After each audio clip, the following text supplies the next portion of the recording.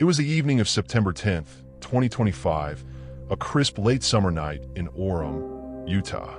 The plaza at Utah Valley University was alive with chatter. Students gathered in clusters, some carrying protest signs, others wearing Turning Point USA shirts. At the center of it all stood a familiar figure, Charlie Kirk, conservative activist, founder of Turning Point, and one of the most recognized voices of the American right. For more than a decade, Kirk had been a fixture of political life, famous for his campus debates.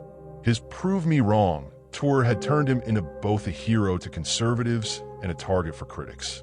The format was simple but effective: a table, a microphone, a bold sign challenging progressive talking points. Kirk would invite anyone to step up and argue.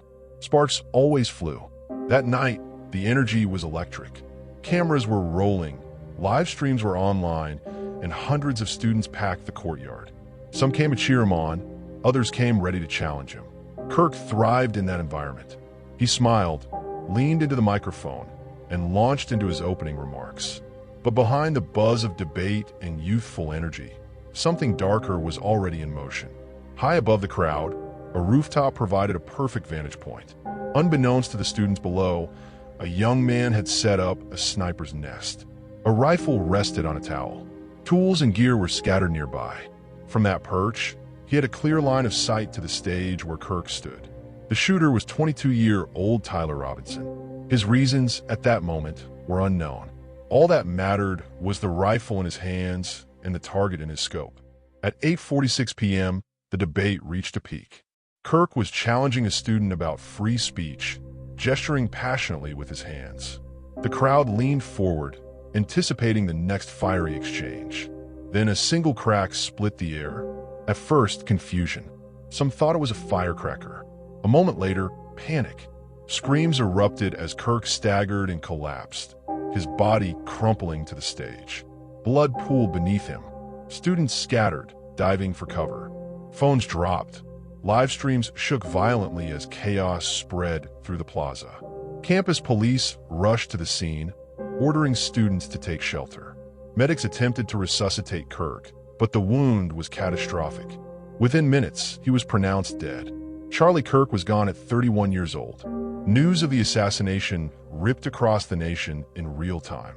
Livestream clips went viral, cable news interrupted broadcasts, and social media exploded with shock and outrage. For some, Kirk was a warrior of faith and conservatism. For others, he was a divisive figure. But no one could deny the gravity of what had just happened: a political leader gunned down in front of a crowd of young people. What no one knew yet was that this was only the beginning of the story. When the shot rang out, the killer didn't linger. He abandoned the rifle, leaving it wrapped in a towel, and fled the rooftop. But in his rush, he left behind critical clues.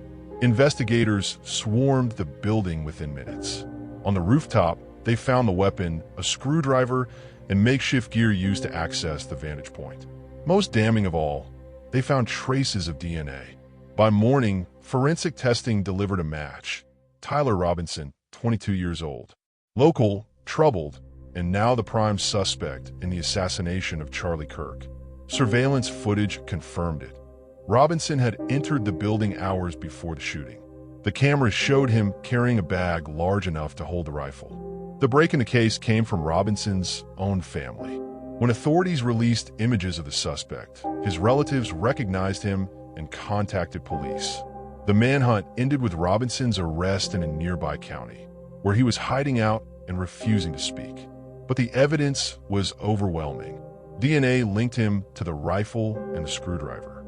Inside his belongings, investigators discovered a handwritten note, chilling in its clarity. It was a declaration of intent. In the note, Robinson railed against Kirk, vowing to silence him.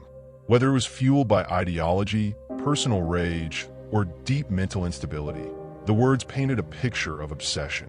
Yet, Robinson himself has remained silent. Since his arrest, he has refused to cooperate. No interviews, no confessions, no explanation. Investigators have been forced to reconstruct his motives through digital forensics, social media activity, and interviews with friends and family. Some claim he had grown increasingly radical in recent months. immersed in online forums filled with anti-right rhetoric. Others insist he was isolated, angry, and unstable long before the shooting. The truth, for now, remains elusive. The reaction to Kirk's murder was swift and polarizing. President Trump declared a national day of mourning, ordering flags to be flown at half-staff. Conservative media framed the assassination as proof of escalating violence against their movement. Progressive voices, even those who had fiercely opposed Kirk's politics, condemned the act as an assault on democracy itself. Kirk's widow, Erica, stood before cameras days later with their 2 children. Her voice steady but grief-stricken, she promised that her husband's work would continue. Charlie's voice may have been silenced by evil, but his mission will not die. We will carry it forward. Meanwhile, questions mounted. Was Robinson acting alone, or was he influenced or even directed by extremist groups? The FBI opened a parallel investigation into possible ties to radical organizations. As of now, no connections have been proven, but the impact of Kirk's death has already been felt.